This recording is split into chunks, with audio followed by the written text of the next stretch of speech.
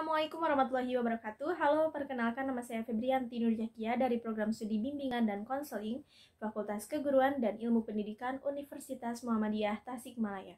Di sini saya akan sedikit menjelaskan tentang syirik zaman modern. Syirik adalah suatu perbuatan yang mana menyekutukan Allah Subhanahu wa taala. Yang mana ketika seseorang melakukan syirik tersebut, seseorang itu bisa dikatakan musyrik. Adapun syirik terbagi menjadi dua seperti yang telah saya jelaskan dalam video sebelumnya, bahwasanya ada syirik besar dan syirik kecil. Yang mana syirik besar itu dapat menyebabkan seorang itu keluar dari agama. Adapun syirik modernnya adalah masa di mana kita berada saat ini, di mana semua kemajuan teknologi dan di segala bidang.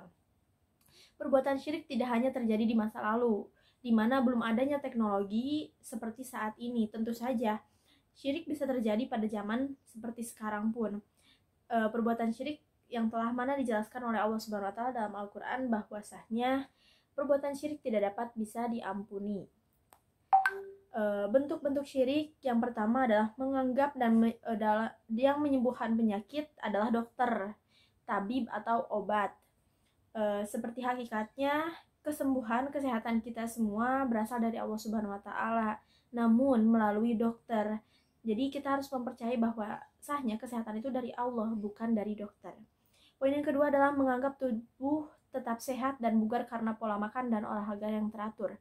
Sedangkan pada hakikatnya ketika kita sehat dan bugar itu berasal dari Allah Subhanahu wa taala, bukan dari pola makan. Pola makan juga bisa menjadi salah satu faktor membuat kita sehat, tapi bahwasanya hakikatnya kesehatan kita berasal dari Allah Subhanahu wa taala.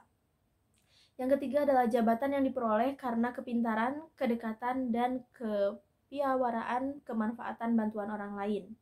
Hal itu dapat menyebabkan syirik karena jabatan yang diperoleh oleh kita itu kita percaya bahwa jabatan yang kita dapat itu dari kepintaran kita, bukan dari hakikatnya, yaitu dari Allah Subhanahu wa taala.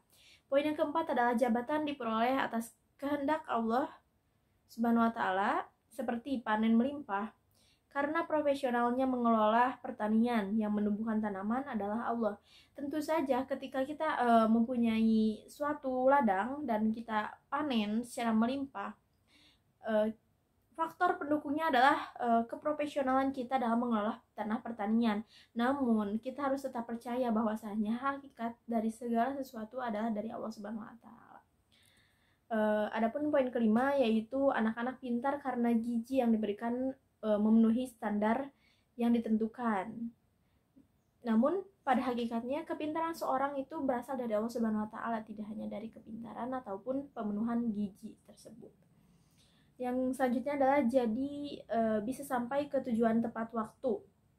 Karena kepintaran menyetir kendaraan, jika Allah berkehendak, maka sepintar apapun kita menyetir, sehebat apapun, kita tidak akan sampai ke tujuan.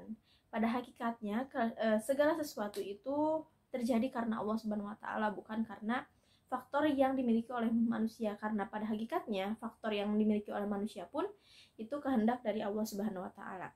Poin yang ketujuh yaitu memperkukuhkan undang-undang buatan manusia atau syirik undang-undang dengan mengkesampingkan undang-undang Allah Subhanahu wa taala.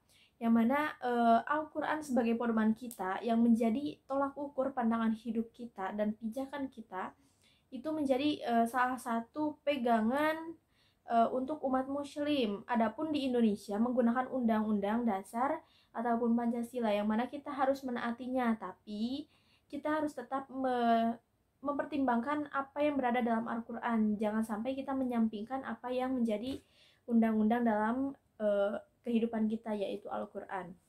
Adapun bentuk lain dari syirik modern adalah sebagai berikut. Yang pertama, kesyirikan dalam ramalan, horoskop, dan fungsiah ramalan dalam perbintangan. Kesyirikan dalam ramalan, kita tidak boleh terlalu percaya akan ramalan, karena ramalan itu bisa membaca masa depan, ya, sesuatu hal yang belum terjadi. Pada hakikatnya semua hal yang telah diatur oleh Allah Subhanahu wa taala tertata secara rapi. Maka dari itu kita hanya percaya kepada qada dan qadar, takdir dari Sang Maha Kuasa. Adapun yang kedua yaitu bentuk lain dari syirik, yaitu melalui perbuatan syirik melalui SMS. Adapun yang selanjutnya, penayangan film-film horor yang merusak keimanan. Karena kita begitu takut akan suatu film itu, dalam horor itu, maka kita takut kepada sesuatu yang berada di dalam filmnya, bukan kepada Allah Subhanahu wa taala. Itu bisa menjadi suatu hal kesyirikan dalam bidang syirik modern. Untuk yang selanjutnya, cara menanggulanginya. Yang pertama, cara menanggulangi kesyirikan modern ini yaitu dengan memperdalam keimanan kita kepada Allah Subhanahu wa taala dan Rasul-Nya, serta ajaran-ajarannya, yaitu ajaran-ajaran agama Islam. Ketauhidan kita harus diperkuat, dan masih banyak lagi. Yang kedua adalah terbiasa dengan kerja keras, berdoa kepada Allah dalam setiap pekerjaan.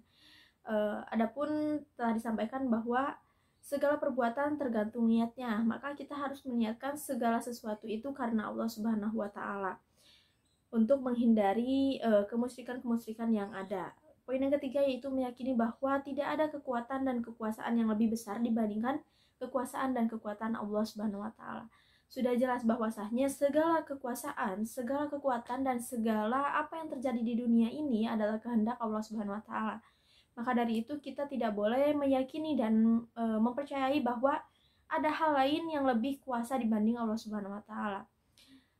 Poin yang keempat yaitu banyak mengingat Allah Subhanahu wa taala. Tentu saja ketika kita mengingat Allah Subhanahu wa taala, maka kita akan sedikit memikirkan apakah hal itu akan menyimpang atau tidak, dan apakah hal itu bisa membuat kita menjadi musyrik atau jauh dari Allah, bahkan bisa sampai kepada keluar dari agama Islam tersebut.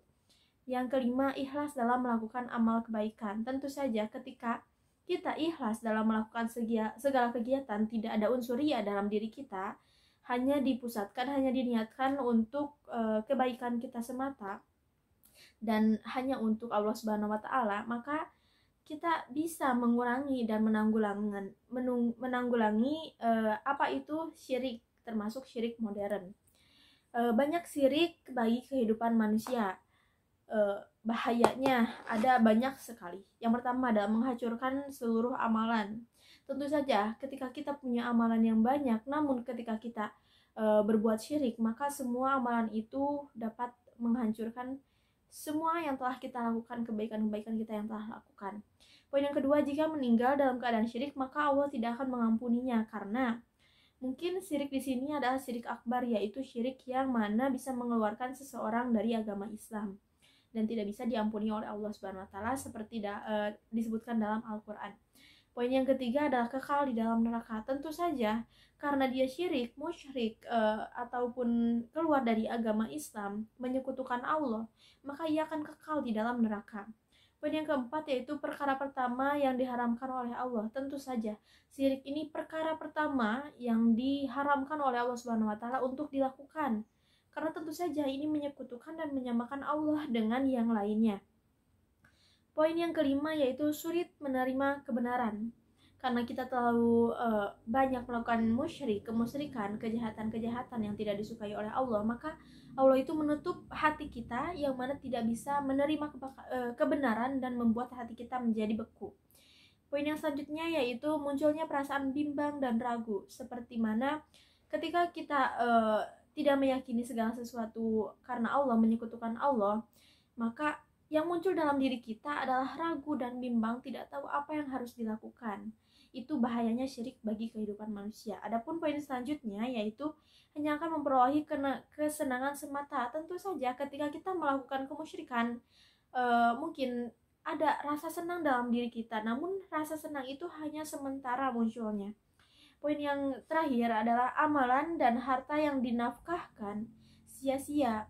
Tentu karena dia musyrik, dia menyekutukan Allah, yang mana Allah tidak menyukai perbuatan itu, segala amalan dan segala perbuatan kebaikan Allah tidak akan menerimanya, dan itu semua akan terasa sia-sia. Jadi ketika kita capek melakukan suatu kebenaran, namun kebenaran itu tidak, kebaikan itu tidak dianggap baik karena kita telah musyrik, maka mari kita sama-sama menjauhi hal-hal yang membuat kita terjerumus kepada kemusyrikan. Mungkin cukup sekian yang bisa saya sampaikan. Nul wal qalami wa ma yasdurun fastabiqul khairat. Syukron. Assalamualaikum warahmatullahi wabarakatuh.